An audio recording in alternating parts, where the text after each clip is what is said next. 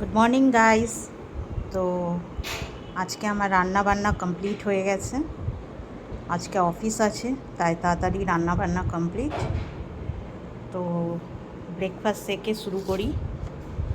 এই হচ্ছে আমার ব্রেকফাস্ট, ঘি দিয়ে রুটি, তার সাথে ভেন্ডি আলু ভাজা। আর এদিকে লাঞ্চে আছে, আজকে টোটালি ভেজ রান্না হয়েছে, তাই জন্য এদিকে লাঞ্চে হচ্ছে ভাত, পটল ভাজা, বেগুন ভাজা, ভেন্ডি আলু ভাজা।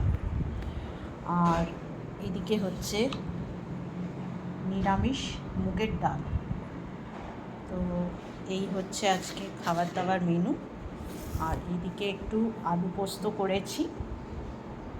তো এই হচ্ছে আজকে আমার লাঞ্চ, ডিনার, ব্রেকফাস্ট সবার মেনু।